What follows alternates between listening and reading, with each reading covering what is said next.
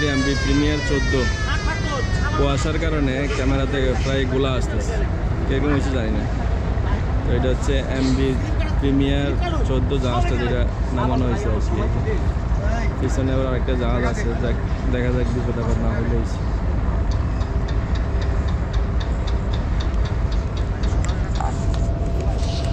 MB premier 14 সাথে আছে ওই যে রুগনুর 19 আছে, রুগনুর 22 আছে।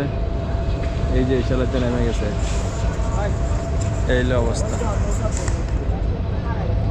তো সবাই ভালো থাকেন আর ভিডিওটা বেশি বেশি করে শেয়ার করে দিন। এই যে জানাচ্ছি। আসসালামু আলাইকুম।